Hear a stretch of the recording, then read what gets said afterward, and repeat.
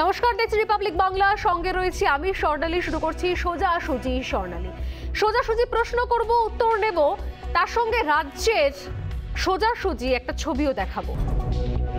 ঘণ্টাখানেকের হট্টমেলা নয়, রায় জানানোর প্ল্যাটফর্ম নয়, বাংলা টেলিভিশনে প্রথমবার সোজাসুজি প্রশ্নের T20।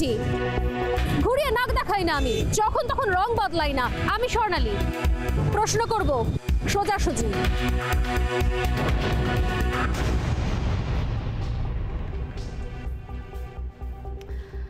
শুরুতেই বলছিলাম যে রাজ্যের সোজাসুজি ছবি, যেগুলো প্রতিদিন দেখাই, প্রায় দেখাই, সেরকমই একটা ছবি তুলে ধরবো আজকে সোজাসুজি স্বর্ণালীতে।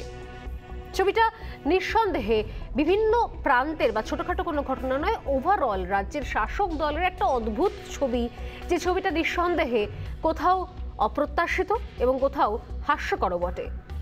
কারণ যে বিপুল ক্ষমতা নিয়ে এই মুহূর্তে তৃতীয়বারের জন্য মাসনাদে বসেছে তৃণমূল কংগ্রেস, সেই জায়গা থেকে দাঁড়িয়ে দলের ছবিটা কোন জায়গায়? গোষ্ঠী কোন্দলের কাঁটা এই মুহূর্তে বিদ্ধ হচ্ছে ঘাসফুল শিবির। কেন বলছি কথা? কারণ শুধুমাত্র বিদ্ধ নয়, চলছে রীতিমতো রক্তক্ষরণও। কেন বলছি? গত কয়েকদিন প্রতিদিন কোথাও না কোথাও থেকে আসছে হিংসা, হানাহানি, রক্তপাতের খবর। শাসক দল তৃণমূল কংগ্রেসে ছড়াচ্ছে গোষ্ঠী দ্বন্দ্বের রোগ, এবং নিঃসন্দেহে বিরোধীরা বলেন যে এই রোগ অনেক আগে তৃণমূল কংগ্রেসে ছিল, কিন্তু সাম্প্রতিক কালে যেখানে বিজেপির ভরাডুবির পর বিরোধী শিবির প্রায় যেখানে নিজেদের অস্তিত্ব সংকটে ভুগছে, সেই জায়গা থেকে দাঁড়িয়ে একটা মজবুত ভিতের ওপর দাঁড়িয়ে শাসক দল এই রোগের মধ্যে কোথাও জর্জরিত, এই কাঁটায় জর্জরিত, যে রোগে প্রাণ হারাচ্ছে মানুষও। কখনো ক্যানিং, কখনো হাওড়া, কখনো জলপাইগুড়ি। তৃণমূলই মারছে তৃণমূলকে, বিরোধীদের দরকার নেই আর। তৃণমূলই অস্ত্র ধরছে তৃণমূলের বিরুদ্ধে। আজ সেই ছবি উঠে এলো বীরভূমের দুবরাজপুর থেকে। চলল বোমা, গুলি।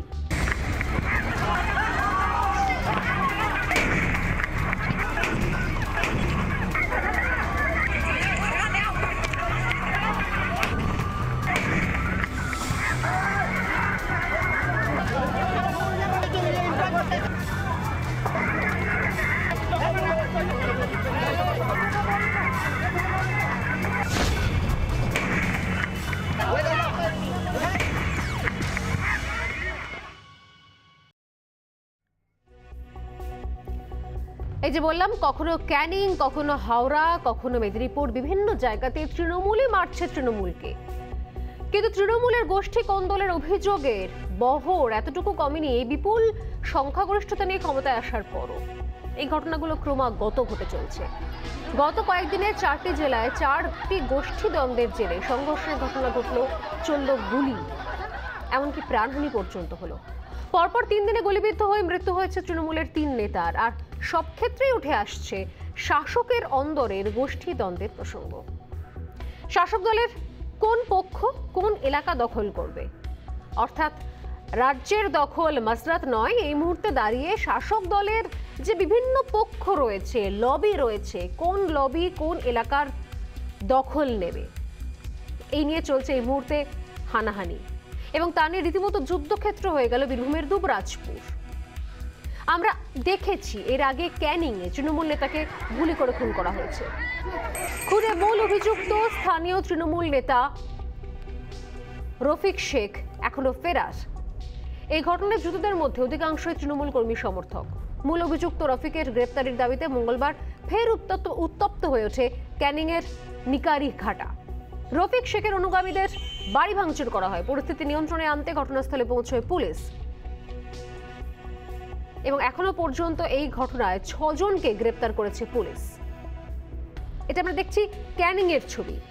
ক্যানিং এর পাশাপাশি যদি আমরা নজর রাখি হাওড়ার একটি সিসিটিভি ফুটেজ, যে ছবি এই মুহূর্তে দেখতে পাচ্ছেন আপনারা, সেই সিসিটিভি ফুটেজ রিপাবলিক বাংলায় প্রথম প্রকাশ্যে আনে, এবং এই ফুটেজ রীতিমতো আপনাদেরও কোথাও হাড়হিম করে দেবে। ক্যানিং এর পাশাপাশি হাওড়াতেও এক তৃণমূল নেতা গুলিবিদ্ধ হলেন। সোমবার রাতে হাওড়ার নাজিরগঞ্জে নিজের বাড়ির সামনে গুলিবিদ্ধ হলেন তৃণমূল নেতা ওয়াজুল খান। খুব কাছ থেকে তাকে গুলি করে দুষ্কৃতীর। এক্ষেত্রেও তৃণমূলের গোষ্ঠী দ্বন্দ্বের তত্ত্বই উঠে আসছে। ক্যানিং এবং হাওড়ার পাশাপাশি দুদিন আগে রাজগঞ্জেও আমরা দেখেছি আরও এক তৃণমূল নেতাকে গুলিবিদ্ধ হতে। সব মিলিয়ে গুলি, বোমা, খুনোখুনিতে এই মুহূর্তে জেরবার তৃণমূল। আর এসবের নেপথ্যে আবারও সেই একটাই শব্দ, একটাই তথ্য উঠে আসছে, তা হলো গোষ্ঠীদ্বন্দ্ব। এই গোষ্ঠীদ্বন্দ্বের সূত্র ধরে আরও একটি প্রশ্ন উঠছে, তা হলো তৃণমূলের নিচু স্তরের নেতৃত্বের হ্রাস আলগা হওয়া নিয়ে। বিপুল ভোটে জিতেও কেন হিংসাত্মক গোষ্ঠীদ্বন্দ্ব? নিচু স্তরে লাগাম কেন নেই তৃণমূল নেতৃত্বের? এই নিয়েও প্রশ্ন উঠছে।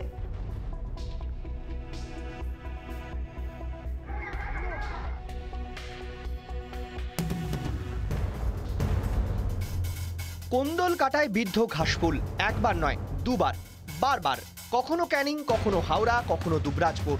তৃণমূলের গোষ্ঠী সংঘর্ষে মঙ্গলবার উত্তপ্ত হয়ে ওঠে বীরভূমের দুবরাজপুরের পদমা পঞ্চায়েতের গাড়াগ্রাম। শাসক দলের গোষ্ঠী সংঘর্ষকে কেন্দ্র করে বোমাবাজি, ঘটনায় আহত হন দুপক্ষের বেশ কয়েকজন। আমাদের পঞ্চায়েতে আজকে সার্ভে করতে এসেছিল, ঠিক আছে, ইতিহাসে মুকুলের লোক, ওরা দুর্নীতি পার্টি করে, আমরা গিয়েছি ওখানে, আমাদের কিন্তু যেতে দেয়নি, প্লাস আমাদের লোকের সার্ভে করতে দেবে না। আমরা ওইখানে পৌঁছাই, তারপরে দু চারজন গেলাম আমরা, যে কেন আমাদের হবে না, বলছে না তোদের হবে না। এই অবসরে আমাদের দুটো কথা বলতে বলতে বোম চার্জ করলো আর 6 রাউন্ড গুলি করেছে। সেই গুলিতে জখম হয়েছি আমি, আমার জেঠা, এই ভাই। স্থানীয় তৃণমূল নেতৃত্ব অবশ্য গোষ্ঠী কোন্দলের অভিযোগ অস্বীকার করেছে, খোঁচা দিয়েছে বিজেপিও। এই সমস্যাটা 9 সাল থেকে, আজকে বিএলও অফিস থেকে লোকজন গিয়েছিল মাপতে, তখনই হট্টগোল হয় দুপক্ষেই তৃণমূল। কিন্তু মাঠের ব্যাপারটা তো আলাদা, ব্যক্তিগত সম্পত্তির ব্যাপার, সেখানে তো আমরা কিছু বলতে পারি না। তবুও পুলিশ ট্যাপ করেছে, দুপক্ষের মানুষকে অ্যারেস্ট করেছে, দেখছি কী হচ্ছে। আর আজকে যেভাবে তৃণমূলের দুই গোষ্ঠীর যে আজকে কোন্দল, বোম থেকে শুরু করে গুলি, ইট, বৃষ্টি, সমস্ত কিছুই আমরা আপনাদের সংবাদ মাধ্যমের আমরা দেখতে পেলাম। আর তাদের কাছে কিভাবে এত বোম, পিস্তল এভাবে আমরা দেখতে পাচ্ছি, প্রকাশ্যে তারা এই ধরনের সন্ত্রাস করছে। রাজ্যে বিপুল সংখ্যাগরিষ্ঠতা নিয়ে ক্ষমতায় তৃণমূল, কিন্তু তৃণমূলে গোষ্ঠী কোন্দলের অভিযোগ বহরে এতটুকু কমেনি। গত কয়েকদিনে 4টি জেলায় 4টি গোষ্ঠীদ্বন্দ্বের জেরে সংঘর্ষ, খুন, গুলি। ক্যানিং, রাজগঞ্জের পর এবার হাওড়া। পরপর 3 দিনে গুলিবিদ্ধ হয়ে মৃত্যু তৃণমূলের 3 নেতার। প্রতিটি ক্ষেত্রেই তৃণমূলের অভিযোগ বিজেপির বিরুদ্ধে, কিন্তু বিজেপির তরফে পাল্টা দাবি তৃণমূলের অন্তর্দ্বন্দ্বেই ঘটছে এসব ঘটনা। স্থানীয় সূত্রেও তৃণমূলের গোষ্ঠীদ্বন্দ্বের বিষয়টিও প্রকাশ্যে আসছে। সম্প্রতি হাওড়ায় এক তৃণমূল নেতা গুলিবিদ্ধ হন। সোমবার রাতে হাওড়ার নাজিরগঞ্জে নিজের বাড়ির সামনেই গুলিবিদ্ধ হন তৃণমূল নেতা ওয়াদুল খান। খুব কাছ থেকে তাকে গুলি করে দুষ্কৃতীরা। ঘটনায় তৃণমূলের গোষ্ঠীদ্বন্দ্বের তত্ত্বই উঠে আসছে। হাওড়ার পাশাপাশি জলপাইগুড়ি, রাজগঞ্জেও সম্প্রতি গুলিবিদ্ধ হন এক তৃণমূল নেতা। স্থানীয় সলেমান আলীকে প্রকাশ্যে গুলি করে দুষ্কৃতীরা। তৃণমূলের পক্ষ থেকে বিজেপির বিরুদ্ধে অভিযোগ করা হয়, যদিও বিজেপির পাল্টা অভিযোগ তৃণমূলের গোষ্ঠী কোন্দলের জেরেই এই ঘটনা। স্থানীয়দের একাংশের দাবি তৃণমূলে দুই গোষ্ঠীর জেরেই এই প্রাণহানি। ক্যানিংয়ে বাড়ির সামনে খুন তৃণমূল নেতা। ক্যানিংয়ের নিকারিঘাটা গ্রাম পঞ্চায়েত এলাকায় খুন হন স্থানীয় তৃণমূল যুব সভাপতি মহরম শেখ। ঘটনায় শাসক দলের গোষ্ঠীদ্বন্দ্বের সম্ভাবনা যথেষ্ট প্রকট। খুনে মূল অভিযুক্ত স্থানীয় তৃণমূল নেতা রফিক শেখ। এখনো পর্যন্ত ঘটনায় ধৃতদের অধিকাংশই তৃণমূল কর্মী সমর্থক বলে খবর। 4 দিনে 4 জেলায় তৃণমূলের গোষ্ঠীদ্বন্দ্বের অভিযোগ, রক্তপাত, প্রাণহানি। রাজ্যের শাসক দলের অন্দরে, বিশেষ করে নিচু তলায় যে হ্রাস কমছে, তার আরও একটা প্রমাণ মিলল মঙ্গলবার। ত্রিপুরা কাণ্ডের জেরে মঙ্গলবার কলকাতায় বিজেপি অফিসের সামনে বিক্ষোভে বসেন স্থানীয় তৃণমূল কর্মী সমর্থকেরা। আর সেখানে উঠে আসে নেতৃত্ব ও নিচু স্তরের ফাটলের বিষয়টি। উনি দলের কে? কাউন্সিলর কতদিন থাকে? উনি কয়েক দফা আছে। দলটা কতদিনের? দলটা কি উনি তৈরি করেছেন? উনি কিসের মেম্বার আমার দেখার দরকার নেই। ফাউন্ডিং কাউন্সিলর আমার দেখার দরকার নেই। কিন্তু খবর ছিল না আমাদের, আমরা দেখলাম, আমরা এই জন্য এসে একটু দাঁড়িয়ে গেছি। ঘোষণা হলে তো আমরা এটা খবর পেতাম। যাই আছে, ওরা দলের পারমিশন নিয়েই বলছে এসছে। ঠিক আছে, হোক, 10 মিনিট আউট থাকবে, চলে যাবে। 21-এর ভোটে বিপুল ভোটে জিতে ক্ষমতায় এসেছে রাজ্যের শাসক দল তৃণমূল।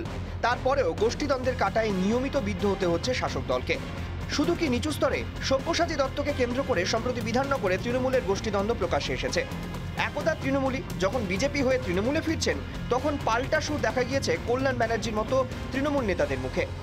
তাহলে কি শীর্ষস্থানীয় গোষ্ঠীদ্বন্দ্বের রোগ নিচু স্তরেও ছড়াচ্ছে? রিপাবলিক বাংলা। আর এই জায়গা থেকে যে তিনটে প্রশ্ন নিয়ে শুরু করছি আজকের আলোচনা। প্রথম প্রশ্ন আজকে, নেতৃত্বের প্রশ্রয় দুষ্কৃতী দৌরাত্ম্য দলের অন্দরে। দ্বিতীয় প্রশ্ন, ওপর মহলের কোন্দল রোগ ছড়াচ্ছে কি নিচু স্তরে।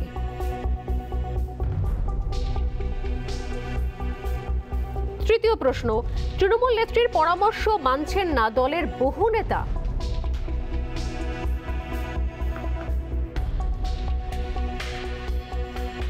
দলের শীর্ষ স্তরে এক ধরনের বার্তা দেওয়া হচ্ছে, আর নিচু স্তরে এসে প্রশ্ন তোলা হচ্ছে উনি কে, ওনার পরিচয় কি, দল কি ওনার বাবার, এবং একই সঙ্গে আরো বিভিন্ন ধরনের মন্তব্য যে দল ওকে কোন দায়িত্বে রেখেছে আমার জানার দরকার নেই। নিচু স্তরের নেতা কর্মীরা তারা প্রশ্ন করছেন তাদের এলাকার যারা দায়িত্বপ্রাপ্ত দলের তরফ থেকে, সেই কাউন্সিলর, যদিও এই মুহূর্তে কাউন্সিলর নন, তারা দায়িত্ব সামলাচ্ছেন, তাদেরকে প্রশ্ন করছেন কোন জায়গায় দাঁড়িয়ে রয়েছে সেক্ষেত্রে। এই সব কিছু নিয়ে যারা রয়েছেন আমাদের সঙ্গে আজকে আলোচনা, আমাদের সঙ্গে রয়েছেন রাজর্ষি লাহিড়ী, বিজেপি নেতা, আমার সঙ্গে রয়েছেন রাজনৈতিক বিশ্লেষক আইনজীবী অনির্বাণ বন্দ্যোপাধ্যায়, এবং আমার সঙ্গে রয়েছেন সিপিআইএম নেতা শতরূপ ঘোষ। প্রত্যেককেই স্বাগত রিপাবলিক বাংলা। এবং একই সঙ্গে আমাদের সঙ্গে রয়েছেন বীরভূমের জেলা সভাপতি ধ্রুব সাহা, বিজেপির বীরভূম জেলা সভাপতি ধ্রুব সাহা। ধ্রুব, আপনাকেও স্বাগত রিপাবলিক বাংলা এবং আমার শো সোজাসুজি স্বর্ণালী। আমি শতরূপকে দিয়ে শুরু করি, আমি যদিও আসবো ধ্রুব আপনার কাছে, আমি শতরূপকে দিয়ে শুরু করি। শতরূপ, যে ছবিটা স্পষ্ট হচ্ছে কোথাও বিরোধী দল, বিরোধী স্বর, বিরোধী মতামত এতদিন পর্যন্ত কোথাও সত্যি সত্যি বিভিন্ন সময় প্রশ্নের মুখে তাদের ভূমিকা কি, বিরোধী ভূমিকা কি, কিন্তু এই যে ছবি দেখতে পাওয়া যাচ্ছে রাজ্যে, যাদেরকে মানুষ এত বিপুল ভোট দিয়ে নির্বাচিত করেছে, সেই শাসক দল, সেই শাসক দলের মধ্যে একাধিক লবি, একাধিক গোষ্ঠী, এতদিন পর্যন্ত বিজেপি বিরোধীর জায়গায় কোথাও উঠে আসছিল, একটা ভয় ছিল, এখন তারা নিশ্চিত হয়েছে যে বিজেপির ক্ষেত্রে এই মুহূর্তে সম্ভাবনা নেই। সেই গোষ্ঠীদ্বন্দ্ব, সেই লবিগুলো একদম চওড়া ফাটলগুলো প্রকাশ্যে চলে আসছে, যার ভয়ঙ্কর রূপ দেখতে পাওয়া যাচ্ছে ক্যানিংয়ে, হাওড়ায় এবং বীরভূমে। এই ছবি কি আদেও মানে এটা কি অবশ্যম্ভাবী ছিল কোথাও এরপর? দেখুন, একটা কথা বলতে পারি, একটা বিরোধী দলের জায়গা থেকে তৃণমূলের লোকেরা নিজেদের মধ্যে মারামারি করুক, মরুক, কাটুক, চলে যাক, আমাদের বলার কিছু নেই, কিন্তু সমস্যাটা হয় যখন তৃণমূলের নিজেদের মধ্যেই মারামারি সাধারণ মানুষের ক্ষেত্রে একটা সামাজিক সংকট, একটা এলাকাগত সংকট এবং জীবনের সংকটের পরিস্থিতি তৈরি করে, যা কিনা আমাদের রাজ্যে আপনারা জানেন একাধিকবার ঘটেছে।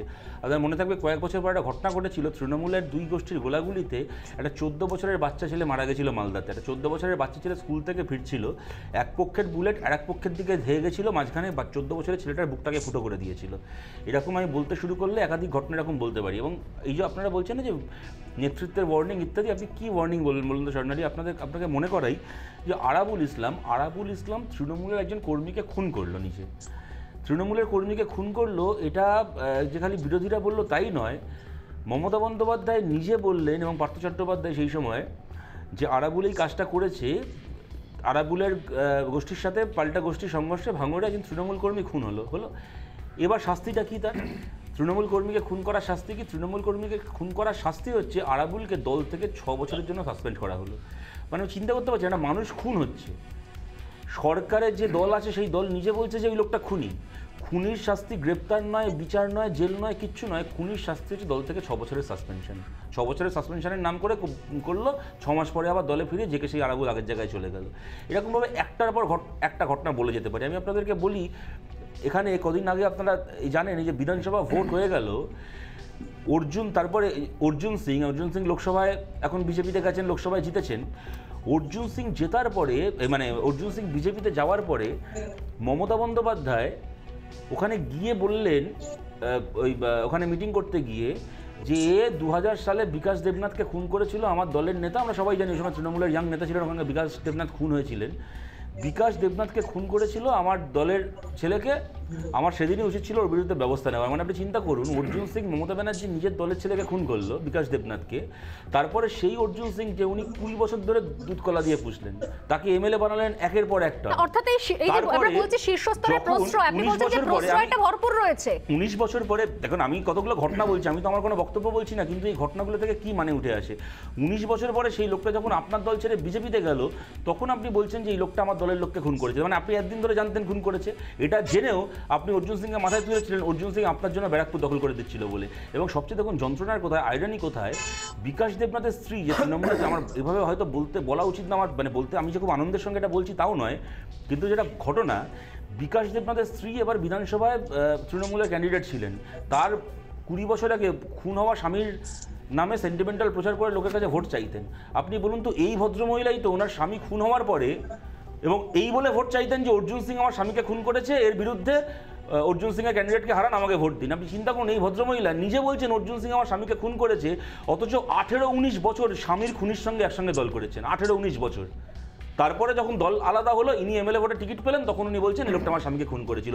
তো এই যদি এদের, আমি মানুষের প্রতি, সমাজের প্রতি, সংবিধানের প্রতি কমিটমেন্ট ছেড়ে দিন, নিজের দলের প্রতি, নিজের স্বামীর প্রতি যদি এদের এই কমিটমেন্টের ছিঁড়ি হয়, তাহলে এদের কাছ থেকে কি পাবে সমাজ বলুন? এই হবে না, ব্যক্তিগত জায়গাটা আমি যদি নাও ধরি এখানে সেইভাবে আমি কিন্তু দেখুন সোনালি, আমি কিন্তু আমার নিজের কোনো থিওরি বললাম না, আমি যে কথাগুলো বললাম প্রতিটা হচ্ছে on record, in public domain. আমি একটা ভুল তথ্য দিয়েছি, কেউ আমাকে বলুক, তথ্য দিয়ে আমার কথাকে খণ্ডন করুক। আমি কিন্তু এতক্ষণ ধরে আপনি আমাকে সময় দিয়েছেন যথেষ্ট বলার, এবং আমি যতটুকু কথা বলেছি আমি কিন্তু নিজের একটাও বক্তব্য বলিনি। আরাবুলের নিজের দলের কর্মীকে খুন করে সাসপেনশন থেকে শুরু করে, বিকাশ দেবনাথকে নিয়ে মমতা বন্দ্যোপাধ্যায়ের বক্তব্য থেকে শুরু করে, মালদায় একটা বাচ্চা ছেলের বুক ফুটো হয়ে মরে যাওয়া থেকে শুরু করে, আমি যা বলেছি প্রতিটা কিন্তু আমি তথ্য বলেছি, ইনফরমেশন বলেছি, আমার একটাও বানানো নয়। কেউ বলুক যে আমি একটা কথা মিথ্যে বলেছি এখানে। এই জায়গা থেকে আমি যদি আসি, আমি আসবো, এখানে রাজস্বী রয়েছেন, এখানে অনির্বাণ রয়েছেন, তবে ধ্রুব সাহা আমাদের সঙ্গে রয়েছেন। আমি ধ্রুবর কাছে যাই এই কারণে যে, কারণ একটা বিষয় এতক্ষণ ধরে শতরূপের যে বক্তব্য রাখলেন, তাকে একটা বিষয় স্পষ্ট হচ্ছে যে না, এই বিষয়গুলো গোষ্ঠীদ্বন্দ্বের কাঁটা, যেটা কিছুক্ষণ আগে আমি শুরু থেকে বলছিলাম আমার এত লম্বা একটা ইন্ট্রোতে, যে গোষ্ঠীদ্বন্দ্বটা হঠাৎ করে রাতারাতি মাথাচাড়া দেয়নি, এটা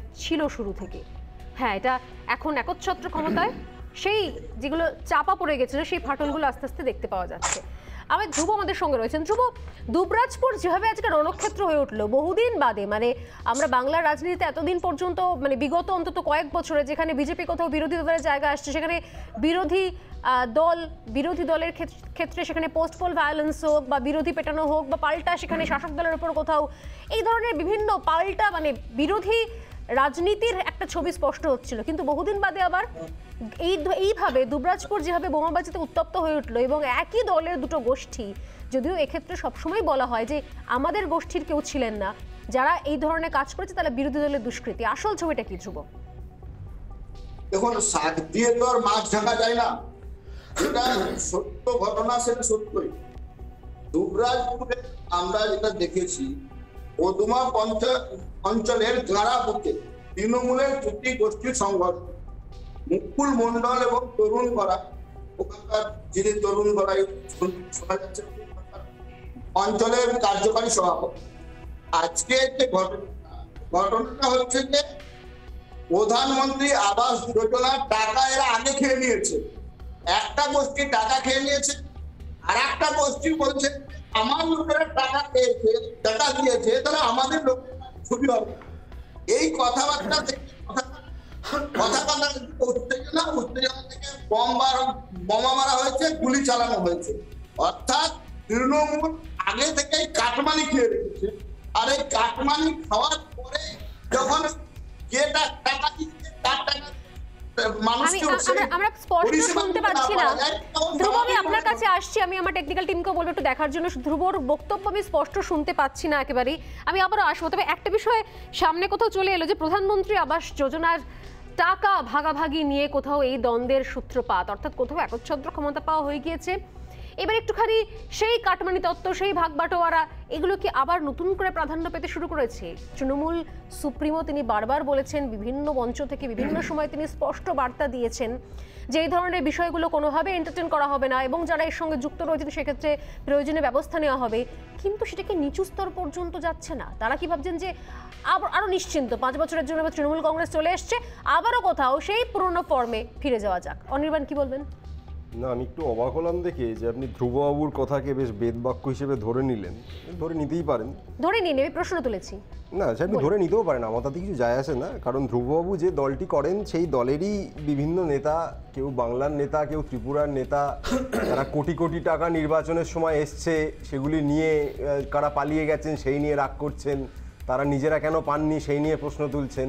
আবার মেয়ে সাপ্লাই সংক্রান্ত কিছু প্রশ্ন উঠেছে, এই প্রশ্ন যাদের দলের মধ্যেকার নেতারা বলেন, এটা আমিও বলছি না, এটা শতরূপও বলছে না, এটা অন্য কোনো বিরোধী দল বলছে না। আমি বলছি যে এই যে কাটমানি বা কাটমানি শব্দবন্ধতে আপনি হঠাৎ করে রিঅ্যাক্ট করলেন, আমার রিঅ্যাক্ট করতে বইই গেছে। সেই জায়গা থেকে আপনি কি বলবেন যে কাটমানি ধ্রুববাবু আপনাকে কাটমানির কথা মনে করিয়ে দিল। আপনাকে লম্বা লিস্ট বলতে পারি আমি, বিভিন্ন ক্ষেত্রে কোথায় কোথায় দুর্নীতি সামনে আসছে, কিন্তু সেটা আমার টপিকের বিষয় নয় আজকে। আপনি বলুন দুর্নীতি সামনে আসছে কি না সেটা নিয়েই তো প্রশ্ন চিহ্ন আছে। আদালতের দ্বারস্থ হতে হয়েছে তো সব ক্ষেত্রে। আদালতের দ্বারস্থ হতে হয়েছে কজন তদন্তের শেষে দোষী সাব্যস্ত হয়েছে এটাও আমাকে বলুন। আদালতের মুখোমুখি তো একসময় এলকে আদবানিও হয়েছিলেন বাবরি মসজিদ ধ্বংস নিয়ে, দোষী সাব্যস্ত হয়েছেন কি? তার মানে তো এই নয় যে বাবরি মসজিদ ধ্বংস হয়নি। ধ্রুববাবুদের দলের নেতা নির্বাচনের সময় কোটি কোটি টাকা এসছে, মেয়ে সাপ্লাই হয়েছে, তার বিনিময়ে টিকিট দেওয়া হয়েছে, সেই টাকা নিয়ে সেই টিকিট প্রাপ্তি যারা পেয়েছিলেন তারা পালিয়ে গেছেন, এটা তার নেতারা বলেছেন। আজকে আমার বক্তব্য অন্য কিছু না, ধ্রুববাবু নিশ্চয়ই আঙুল তুলবেন, সেই আঙুল তোলাটা কতটুকু বিশ্বাসযোগ্য আমি এই প্রশ্নটুকু তুলছি মাত্র।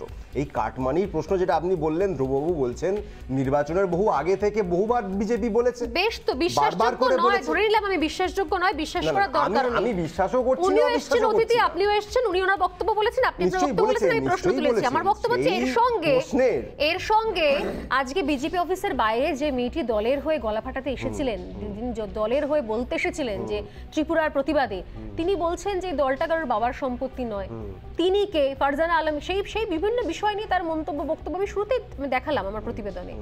এইটা দলের কি ধরনের দলের ডেকোরাম চলছে? না ঠিকই বলেছেন, উনি যে বলছেন যে উনি কে ইত্যাদি বলেছেন, সেটা ওই মেয়েটি কে সেটা আমিও জানি না, উনি কি প্রশ্ন তুলেছেন কার ব্যাপারে সেটা আমি বলতে পারবো না। এই যে তৃণমূল জেতার পর, বিশেষত 2021-এ জেতার পর একটা জিনিস তো স্পষ্ট যে অনেকে ছিলেন যারা খুব নিশ্চিত ছিলেন না তৃণমূল ক্ষমতায় ফিরবে কিনা, কেউ নিষ্ক্রিয় হয়ে গেছিলেন, এই দিলীপ বাবুরা গলায় পা তুলে দেবেন, মেরে দেবেন, কেটে দেবেন, এসব করেছেন, অনেকে ভয় পেয়েছিলেন। আজকে সেই ভয়টা কেটে গেছে, তারা আবার ময়দানে নেমেছেন। এখন বহু লোক হলে যেটা হয় যে কৃতিত্বের ভাগিদার বহু, মানে সাকসেসের যে দাবিদার সে তো বহু লোক হয়, সেই জায়গা থেকে কেউ কেউ বলতেই পারেন যে উনি নয় আমি বেশি গুরুত্বপূর্ণ।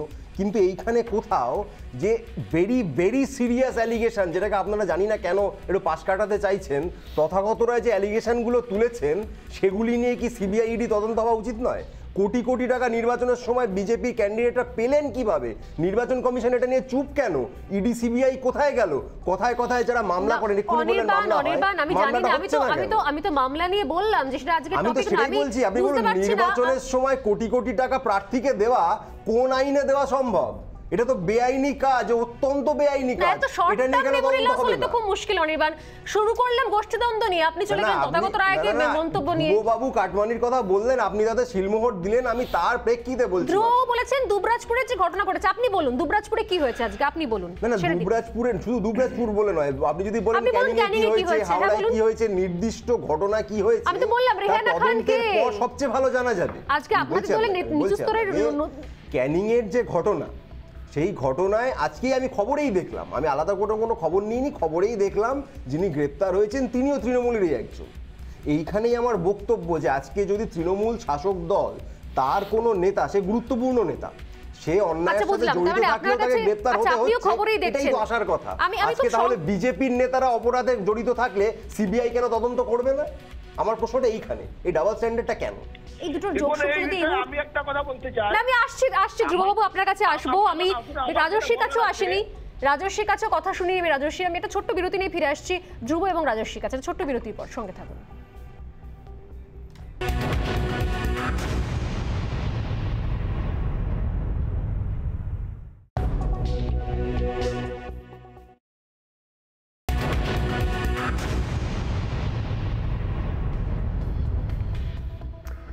পেলাম বিরতির পর আমাদের সঙ্গে রয়েছেন রাজস্বী, অনির্বাণ, শতরূপ এবং ধ্রুব সাহা বীরভূম থেকে।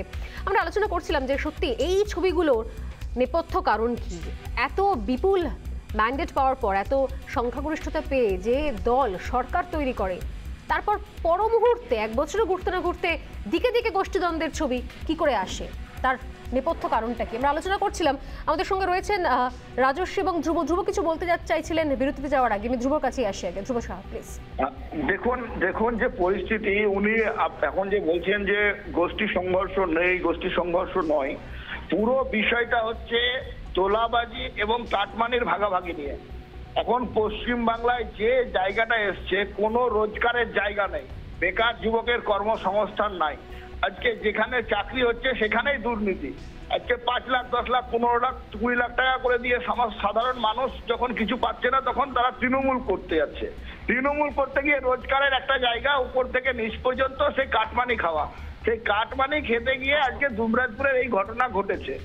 এবং এই ঘটনা আপনাদের এখানে যারা জেলার সভাপতি আছেন, জেলার নেতা আছে, তারা বলছে নয়, কিন্তু যে ঘটনা ঘটেছে দূরদর্শনের পর্দাতে দেখানো হয়েছে যে যারা মার খেয়েছে তারাও বলছে আমরা তৃণমূল, যারা মার দিয়েছে তারাও বলছে আমরা তৃণমূল। তাহলে এই যে ধরনের ঘটনাগুলো ঘটেছে, এই ঘটনা তো অস্বীকার করা যায় না। পশ্চিম বাংলায় আজকে তৃণমূলের সরকার আছে, পশ্চিম বাংলাকে সামলাতে পারছে না, এরা ত্রিপুরা জয় করতে যাচ্ছে, ত্রিপুরা ঠিক করতে যাচ্ছে। এই যে নিজের ঘরে আজকে এই যে এই আগুন জ্বলছে, পশ্চিম বাংলার সর্বত্র আজকে কাকদ্বীপ থেকে কোচবিহার সর্বত্র আজকে তৃণমূলের তোলাবাজি নিয়ে মারপিট ঝামেলা এবং রক্তক্ষয়, এই ঘটনা যা ঘটে চলেছে আগামী দিনে আরো বৃহত্তর আকার ধারণ করবে এবং এই যে ঘটনাটা পাড়ায় পাড়ায় এই ধরনের ঘটনা ঘটবে। আমি আসবো ধ্রুব। অনির্বাণ প্রশ্ন করার জন্য হাত তুলছেন। আমার সহজ কথা একটাই, উনি কাকদ্বীপ থেকে কোচবিহার সবকিছুর খবর রাখেন, মুরলীধর সেন লেনে কি হচ্ছে সেই খবরটুকু রাখলেই তো পারেন। যে অভিযোগগুলো করছেন, অভিযোগ করতেই পারেন, আমার তাতে কোনো আপত্তি নেই, সেই অভিযোগে তো একটা সারবত্তা থাকতে হবে। ছাড়ুন না, ওনার অভিযোগ ভুল, উনি ভুলভাল বলছেন। আপনি বলুন না বীরভূমে দুবরাজপুরে কি হয়েছে। বলছেন তো উনি যেখানে বলছেন না, বীরভূমে দুবরাজপুরে কি হয়েছে, কাকদ্বীপ থেকে কোচবিহার খুব খারাপ অবস্থা, এগুলো হাওড়ায় কি হয়েছে আপনি বলুন না। নিজের ঘর থেকে তো শুরু করতে হবে। ধ্রুব সাহা আমি ধরলাম তর্কের খাতিরে ধ্রুব সাহা বাবু যে পরিবারের অংশ, সেই পরিবারের সবচেয়ে বড় বাড়িটা হচ্ছে মুরলীধর সেন লেনে, সেইখানে বসে কত কোটি টাকা লেনদেন হয়েছে সেই কথা সেটা নিয়ে ধ্রুববাবু কিছু কথা বলুন, সেখান থেকে শুরু করুন। দুবরাজপুর তো অনেক দূরে, ভালো কথা, উনি যে পার্টির নেতা সেই পার্টির নেতাই বলেছেন কোটি কোটি টাকা হাত বদল হয়েছে। এটা আমি বলছি না, এটা অন্য কেউ বলছে না, এটা তথাগত রায় বলেছেন। তো তাহলে মূল দুর্নীতি উনি যেটা কাকদ্বীপ থেকে কোচবিহার দেখাচ্ছেন তথাগত রায়ের কাছে আসল না, আমার ধ্রুববাবু যে দলের নেতা সেই দলের নেতা তথাগত রায় বলেছেন। ঘটনা নিয়ে বলছে, আপনি বলুন না দুবরাজপুরে কি হয়েছে। কোনো বিশ্বাসযোগ্যতাই নেই রে বাবা, আমি এটাই বলতে চাইছি। দুবরাজপুরের কোথায় হয়েছে ঘটনাটা অনির্বাণ? দুবরাজপুরের কোথায় ঘটনা? না, দুবরাজপুরে যেইখানেই ঘটনা হোক সেইটা নিয়ে আপনি ধ্রুববাবুর কথাকে বেদবাক্য ধরছেন কেন? কোন পঞ্চায়েতে হয়েছে? এইটাই আমার, এটাই প্রশ্ন। আরে ধ্রুব সাহার কথা আমি ধরছি না, আপনি বলুন কোন পঞ্চায়েতের আন্ডারে হয়েছে ঘটনাটা? বললেন আমি তার প্রেক্ষিতে এটাই উত্তর দিচ্ছি যে উনি যে কাকদ্বীপ থেকে কোচবিহার দেখাচ্ছেন। না না, এটা তো জেনারেল নলেজে কুইজ হচ্ছে না। আরে তো আপনি তাহলে জানেন না যখন দুবরাজপুরে কি হয়েছে, আপনি কিভাবে বলছেন? খবরের চ্যানেলে যেটা দেখাচ্ছেন আমি তো সেটাই দেখছি। কি অদ্ভুত কথা, আমি আলাদা করে কিছু দেখছি না। আপনি কিভাবে বলছেন উনি মিথ্যা বলছেন? আরে আমি মিথ্যা বলছি না, সত্যি আপনি জানেন না। কোন গ্রামে ঘটনা ঘটেছে আপনি জানেন না। বিশ্বাসযোগ্যতা সেটা কোন জায়গায় আমি সেটা বোঝাতে চাইছি। আমি বলছি অভিযোগের সারবত্য বিশ্বাসযোগ্যতা। আমি একটা কথা বলতে পারি, যদিও রাজস্বীদা বলেনি, রাজস্বীদারই বলার কথা, আমি জাস্ট একটা কথা বলছি সংক্ষেপে। হ্যাঁ, সারা পৃথিবী নিজের ঘর থেকে শুরু করবে, খালি অনির্বাণ কিছুতে নিজের ঘর থেকে শুরু করবে না। একথা তো সত্যি, তথাগত রায় যেটা বলেছেন দিলীপ ঘোষের ব্যাপারে বা ইত্যাদি সম্পর্কে, সেই নিয়ে তো এখানে আলোচনা, তো আমার মনে হয় যে তোমার এই প্রোগ্রামে আলোচনা হয়েছে নিশ্চয়ই, এবং সেই আলোচনা খুব জরুরি আলোচনা, আমরা চাই সেই আলোচনা হোক। কিন্তু খালি যে তথাগত রায় দিলীপ ঘোষের ব্যাপারে বলেছেন তা নয়, একই কথা তো মমতা বন্দ্যোপাধ্যায় রাজীব বন্দ্যোপাধ্যায়ের ব্যাপারে বলেছিলেন যে দুবাইতে ফ্ল্যাট আছে, কলকাতায় বেআইনি বাড়ি আছে, দুবাইতে কি হয় সুইজারল্যান্ডে বেআইনি অ্যাকাউন্ট আছে, বনসহায়ক পদে নিয়োগে টাকা খেয়েছে, যেগুলো কিনা অনির্বাণের ঘরের গল্প। এখন অনির্বাণের ঘর থেকে আলোচনা শুরু করবে না, বাকি সবাই তার নিজের ঘর থেকে আলোচনা শুরু করবে। আমি একটা কথা বলি এখানে, সেটা হচ্ছে দেখো একটা মুশকিল কি জানো তো, একটা প্র্যাকটিক্যাল সমস্যা আমি বলছি। এই যে তুমি দেখবে তৃণমূলের হয়ে যারা না একে অপরের গোষ্ঠীর বিরুদ্ধে বোম এবং বন্দুক চালায় না, 5 বছর অন্তর ভোটের দিন তারাই বুথে বিরোধী দলের উপর বোম এবং বন্দুক চালায়। সুতরাং মানে কি নিজের ঘরে নেট প্র্যাকটিস করেন? আমি সেই দিকে যাচ্ছি না, আমি দেখো, আমি বাস্তবে আমি রাজনীতি করতে গিয়ে আমি যেটা দেখেছি বা বুঝেছি, দেখো আমার ধারণা তোমাদেরও অনেকের সাথে অভিজ্ঞতা ম্যাচ করবে। মুশকিলটা কি জানো তো, আমি যদি আমার দলের কর্মীকে ডিসআর্মামেন্ট প্র্যাকটিস করাই, আমার দলের কর্মীদের হাত থেকে যদি আমি অস্ত্র কেড়ে নিই, তাহলে ভোটের দিন বিরোধীদের উপর অস্ত্র প্রয়োগ করার জন্য তো আমাদের দলের কোনো কর্মীর হাতে অস্ত্র থাকবে না। এই প্রশ্ন মমতা বন্দ্যোপাধ্যায় নিতে পারে না। রাজস্বীর কাছে আসি না, এক মিনিট, রাজস্বীর কাছে আসি। একটা ছোট স্টেটমেন্ট আমি শুনবো একটু পরে। রাজস্বী প্লিজ। 1 নম্বর কথা হচ্ছে, এই গোষ্ঠীদ্বন্দ্ব নতুন কোনো কথা নয়। 2রা মে বেহালা 139 নম্বর ওয়ার্ডে যেদিনকে নির্বাচনের ফলাফল ঘোষণা হয়, সেদিন রাত্রিরে একটা মারাত্মক গোলাগুলি চলেছিল, খবরটা নিশ্চয়ই লোকের মনে আছে।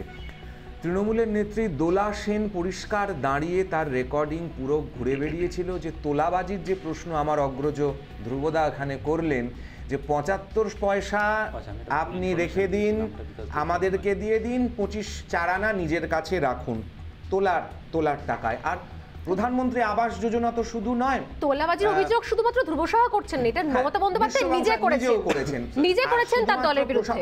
প্রধানমন্ত্রী আবাস যোজনা নয়, আপনার টয়লেট তৈরি করার ক্ষেত্রেও যে 10,000 টাকা করে বরাদ্দ ছিল একটাতে, সেখান থেকেও আনুমানিক 3,500 টাকার মানে ওই সিঙ্গেল পিট করা হয়েছে অধিকাংশ জায়গায়, একটা সিঙ্গেল পিট করা হয়েছে।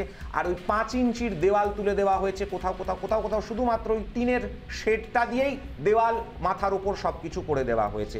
আরেকটা আমি দৃষ্টি আকর্ষণ করতে চাই, আপনাদের স্ক্রিনের মধ্যে আপনারা বারবার করে দেখাচ্ছেন একটি ছেলের হাতে বন্দুক।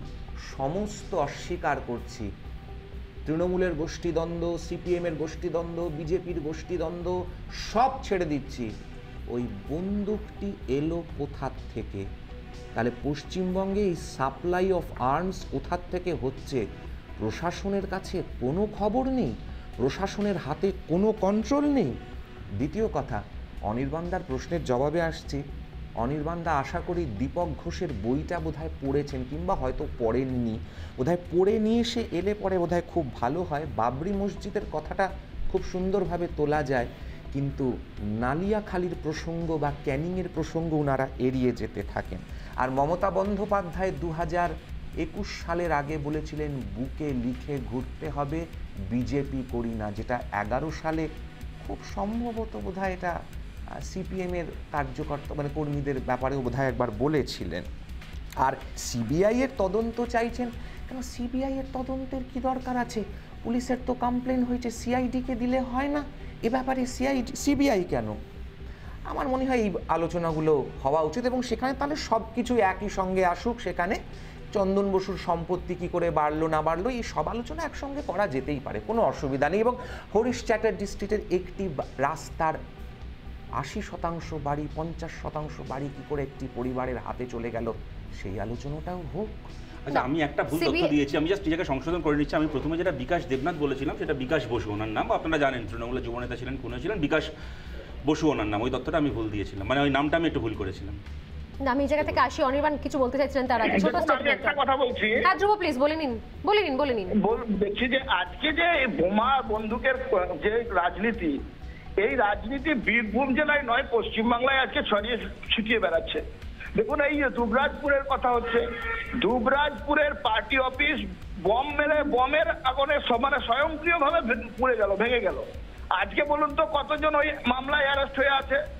আজকে দুবরাজপুর শুধু নয়, আপনারা যখন দেখেছিলেন 2014 সালের পরে পারুই, মাকড়া আর চৌমণ্ডলপুর যে সমস্ত এলাকাগুলো উত্তেজনাপূর্ণ এলাকা আপনারা দেখেছিলেন বিভিন্ন মিডিয়ার মাধ্যমে, কিন্তু আজকে সেই সমস্ত জায়গায় ভুরি ভুরি বম, এই বমগুলো কোথা থেকে আসে? পশ্চিম বাংলায় আজকে অনির্বাণ দ্বারা বলবেন না যে এই রাজ্যের সরকার, শাসক দল, পুলিশ কার হাতে?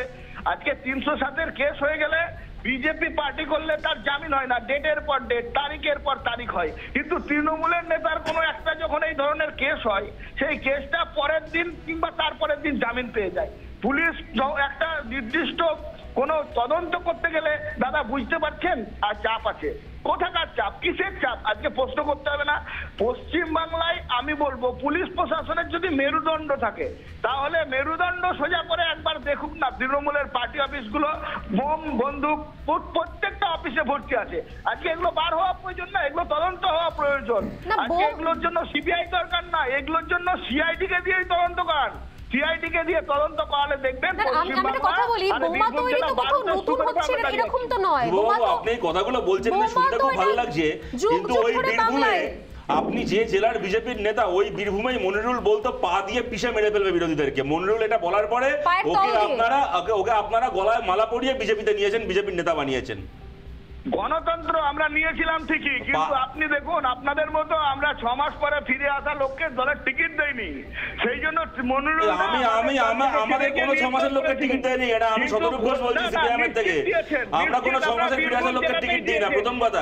দ্বিতীয় কথা, আপনারা 6 মাস না 6 দিন আগে যারা বিজেপিতে তাদেরকেও টিকিট দিয়েছেন। আমি সিউড়ি থেকে কথা বলছি, সিউড়ির যিনি এমএলএ, আপনার দল দুর্নীতির দায়ে আমার দল না ধরতে না ধ্রুব আপনার সঙ্গে যিনি কথা বলছেন উনি শতরূপ ঘোষ সিপিএম এর নেতা। দুর্নীতির দায়ে আরে আমার দল এগুলো করেনি, আমার দল সিপিআইএম, এসব ফালতু লোকেদেরকে আমরা দলে নিইনি। শুনুন, মনিরুলকে আপনারা দলে নিয়েছিলেন 6 মাস বলছেন, 6 দিন আগে, শুনুন কথাটা শুনুন কথাটা শুনুন, 6 দিন আগে আপনাদের দলে গিয়ে টিকিট পেয়েছে। শুনুন, টেট বিশ্বজিৎ আপনার জেলার পাশের জেলা, আপনি দুবরাজপুরে শিউড়িতে থাকেন তো, শুনে নিন কথাটা, আপনি শিউড়িতে থাকেন তো, শিউড়ি থেকে কয়েক কিলোমিটার দূরে কালনা, টেট বিশ্বজিৎ তৃণমূলের নেতা ছিল, বিশ্বজিৎ কুণ্ডুর নাম হচ্ছে টেট বিশ্বজিৎ, গর্ব করে মিডিয়ার সামনে বললো যে আমি আমার পরিবারের 8 জনকে টেটে চাকরি দিয়েছি, তো কি হয়েছে, আমি আরো 42 জন তৃণমূল নেতার পরিবারের লোককে চাকরি দিয়েছি টেটে। এইটা বলার পরে তাকে দলে নিয়ে তাকে বিধানসভা ভোটের টিকিট দিলেন টেট বিশ্বজিৎকে। আপনি কি বলছেন, 6 মাসের মধ্যে টিকিট দেননি, 6 দিন লাগে না আপনাদের দলে গিয়ে টিকিট পেতে। না সেটা আমি আসছি টিকিট। হ্যাঁ ধ্রুব বলুন, বলে নিন আপনি। দেখুন, এই ধরনের ঘটনা যেটা হয়েছে সেই ঘটনা আমরা এই বিষয়ে আমি কিছু বলবো না। আমার জেলার যে ঘটনা, আমার জেলাতে যেটা হয়েছে সেই বিষয়ের উপরে আমি বলবো। মনিরুলটা তো আপনার জেলাতেই হয়েছে। আপনি বলবেন আপনার মনিরুল ইসলাম কোন জেলা? শতরূপকে টিকিট কারা পেয়েছেন, তারপরে কি হয়েছে, পরের সিকোয়েন্সগুলো আমাদের জানা। কারা কোন জায়গা থেকে সমর্থন পেয়েছেন, কাদের কোন জায়গা থেকে কারা প্রত্যাখ্যাত হয়েছেন, সেটাও সেই সমীকরণগুলো আমাদের কাছে স্পষ্ট হয়ে গেছে। পরের এপিসোডগুলো আমরা অনেকটা দেখে ফেলেছি, কিন্তু এই মুহূর্তে দাঁড়িয়ে যে শাসক দল, যেখানে প্রত্যেক মুহূর্তে গোলা, বন্দুক, বোমা এসব চলছে, এবং একই সঙ্গে যে সিসিটিভি ফুটেজটা কিছুক্ষণ আমি দেখাচ্ছিলাম, আমি অনির্বাণের কাছে অনির্বাণ বলতে চাইছেন অনেকক্ষণ ধরে, অনির্বাণ যে সিসিটিভি ফুটেজটা হাওড়ার দেখাচ্ছিলাম কিছুক্ষণ আগে, সেটাও হচ্ছে আপনারই দলের নেতা ক্যানিং এর যে ভিডিও ফুটেজ, সিসিটিভি ফুটেজ, এবং সেখানে কয়েক রাউন্ড গুলি চালানো হলো। যারা মারছে তারাও তৃণমূল, যারা মরছেন, যাদের উপর গুলি চলছে তারাও তৃণমূল নেতা। এক্ষেত্রে সত্যি প্রশ্নগুলো উঠছে না যে ওভারঅল ল অ্যান্ড অর্ডার তাহলে কোন জায়গায় গিয়ে দাঁড়াচ্ছে, কি বলবেন Anirban? Overall law and order কোন জায়গায় গিয়ে দাঁড়াচ্ছে, তার আপনি এই ঘটনাটা যেমন বলছেন, তার কিছু সময়ের মধ্যেই অভিযুক্তদের গ্রেপ্তার করছে পুলিশ, সেটাও যদি বলেন তাহলে কিছুটা বোঝা যায়। যদিও তার মানে এই নয় যে এরকম ঘটনা ঘটুক, আমি সেটা বলছি, একেবারেই কাম্য নয়, কিন্তু অন্তত পুলিশ তার কাজটুকু করছে। এই যে কথাটা আসে যে পুলিশ দলদাস হয়ে গেছে, 1 মিনিট দাদা, একটুখানি আমি শেষ করে নিই, আপনি বলবেন একটু শেষ করুন। এইটা তো আপনার উত্তরপ্রদেশে কৃষকদের গাড়ি চাপা দিয়ে মেরে দিলাম, গুলি চালিয়ে মেরে দিলাম, তারপরে 1 মাস কেটে গেল, তাও কাউ গ্রেপ্তার করলাম না, সুপ্রিম কোর্ট দাবড়ানি দিল, তারপরে গ্রেপ্তার করলাম, সেই ঘটনা যে ঘটছে না, এইটুকু তো আমি বলতে পারি ল অ্যান্ড অর্ডার অতটা খারাপ হয়নি। তার মানে আত্মতুষ্ট হওয়ার কোনো জায়গা নেই, তাই বলে যেটুকু হচ্ছে সেটুকু যাতে না হয় সেই প্রচেষ্টা নিশ্চয়ই প্রশাসনের তরফ থেকে থাকা উচিত, এবং সেটা থাকবেও। কিন্তু বারবার যে এই অভিযোগ, দুটো অভিযোগ এখানে আজকে অনুষ্ঠানে যেটা উঠে এলো, এক হচ্ছে কাটমানির অভিযোগ, এটা একটা উঠে আসছে, 2 হচ্ছে পুলিশ দলদাস হয়ে গেছে, তৃণমূলের কারো বিরুদ্ধে কোনো রকম পদক্ষেপ নেয় না। এই দুটো অভিযোগই আপনি যদি তথ্যে যান, রেটরিক ছেড়ে দিন, তথ্যে যদি যান দেখবেন এই দুটো অভিযোগ ঠিক সত্যি নয়। যদি সত্যি হতো তাহলে যেসব জায়গা নিয়ে মূলত দুর্নীতির অভিযোগটা উঠেছিল বিজেপির তরফ থেকে বা বাকি বিরোধীদের তরফ থেকে, সেইখানে তৃণমূল এই পরিমাণে যুক্ত না, আমি বলছি দেখুন, এই তথ্যগুলো সমস্যা কি জানেন তো, এই অভিযোগগুলো কতটা সত্যি কতটা মিথ্যে আসলে বোঝা খুব মুশকিল। আমি একটাই জিনিস দেখছি যে ওই দক্ষিণ চব্বিশ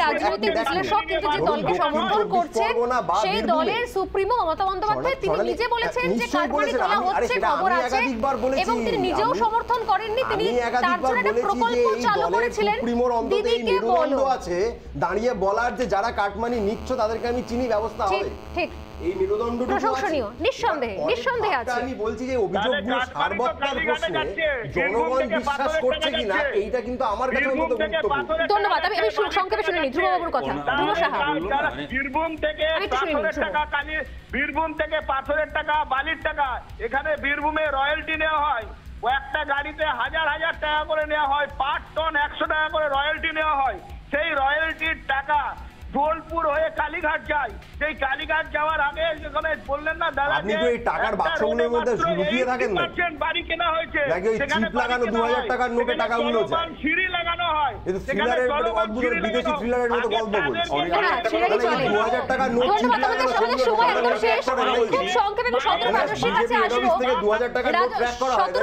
এটা কি সত্যি খুব অবিশ্বাস্য বিষয় যে এই মুহূর্তে একচ্ছত্র ক্ষমতায় আসার পর এবার একটু ভাগবাটোয়ারাগুলো, হিসেব নিকেশগুলো, কোন পথে কোন পক্ষ কোন লবি তারা একটুখানি দেখতেই পাচ্ছি, লাভজনক দেখুন। জায়গায় যাবে, সেটা কি বুঝে নেওয়ার সময় নয়?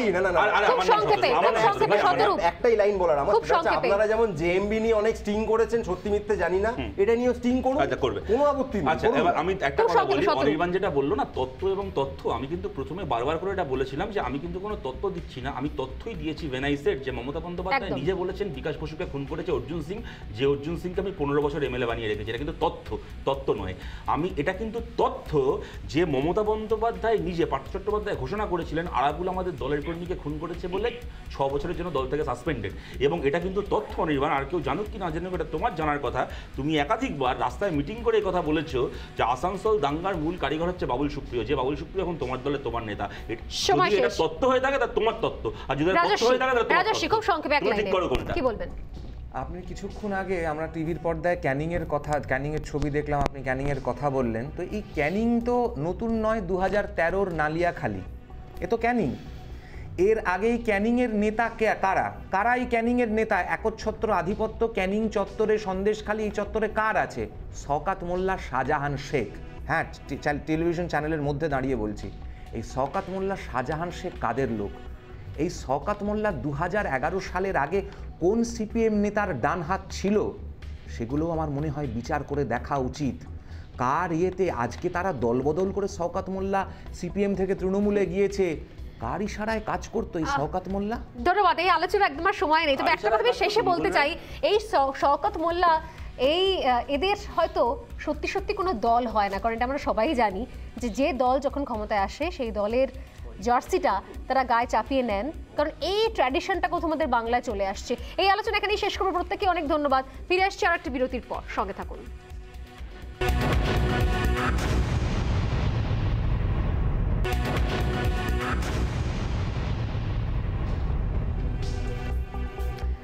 উচ্চ প্রাথমিকে নিয়োগের প্যানেলেও দুর্নীতির অভিযোগ উঠল এবার। তপশিলি উপজাতির উত্তীর্ণদের তালিকায় নাম তপশিলি জাতিভুক্ত মাহাতো মণ্ডলদের। 75টি অনিয়মের অভিযোগে মামলা দায়ের কলকাতা হাইকোর্টে। তদন্ত চলছে প্রধান বিচারপতি ডিভিশন বেঞ্চে, এমনটাই জানালো রাজ্য। এসএসসি গ্রুপ ডি কিংবা উচ্চ প্রাথমিক নিয়োগে একের পর এক দুর্নীতির অভিযোগ সামনে আসছে রাজ্যে। কেঁচো খুঁড়তেই যেন বেরিয়ে আসছে কেউটে। এসএসসি গ্রুপ ডি নিয়োগে দুর্নীতি মামলায় ইতিমধ্যেই সিবিআই তদন্তের নির্দেশ দিয়েছে কলকাতা হাইকোর্ট। হাইকোর্টের সিঙ্গল বেঞ্চের নির্দেশকে চ্যালেঞ্জ করে মঙ্গলবারই ডিভিশন বেঞ্চে গিয়েছে রাজ্য। আর এদিনই নিয়োগে আরও এক বড়সড় দুর্নীতির অভিযোগ সামনে এলো। অভিযোগ উচ্চ প্রাথমিকের প্যানেলে ব্যাপক দুর্নীতির। মামলাকারীর আইনজীবীর অভিযোগ মূলত 2016 সালের উচ্চ প্রাথমিকে উত্তীর্ণদের তালিকা নিয়ে। মামলাকারীর আইনজীবীর দাবি, তপশিলি উপজাতিদের উত্তীর্ণদের তালিকায় সেই তালিকায় নাম উঠেছে তপশিলি জাতিভুক্তদের, নাম রয়েছে মাহাতো মণ্ডলদের মতো পদবীর প্রার্থীদের। 75টি এমন নির্দিষ্ট অনিয়ম হয়েছে বলে অভিযোগ। তপশিলি জাতি ও তপশিলি উপজাতিভুক্ত কারা সে বিষয়ে নির্দিষ্ট গাইডলাইন রয়েছে সুপ্রিম কোর্টের। সুপ্রিম কোর্টের গাইডলাইন অনুযায়ী কুর্মী, মাহাতো, মণ্ডল এই 3 পদবীর মানুষ তপশিলি জাতিভুক্ত। দেশের শীর্ষ আদালতের গাইডলাইন এক্ষেত্রে লঙ্ঘিত হয়েছে বলে অভিযোগ মামলাকারীর আইনজীবীর। সম্প্রতি মাহাতো পদবীকে তপশিলি উপজাতিভুক্ত তালিকায় অন্তর্ভুক্ত করতে কেন্দ্রকে চিঠি দিয়েছিলেন মুখ্যমন্ত্রী, কিন্তু সেই আবেদন খারিজ করে দেয় কেন্দ্র। তারপরেও কি করে কুর্মী, মাহাতো, মণ্ডল পদবীর প্রার্থীদের নাম উঠল তা নিয়ে অভিযোগ মামলাকারীর। তদন্ত চলছে বলে মঙ্গলবার কলকাতা হাইকোর্টের প্রধান বিচারপতির ডিভিশন বেঞ্চে জানিয়েছে রাজ্য। রাজ্যের বক্তব্যের প্রেক্ষিতে 21শে ডিসেম্বরের মধ্যে রিপোর্ট দিতে নির্দেশ দিয়েছে আদালত। প্রিয়াঙ্কা রায়ের রিপোর্ট, রিপাবলিক বাংলা।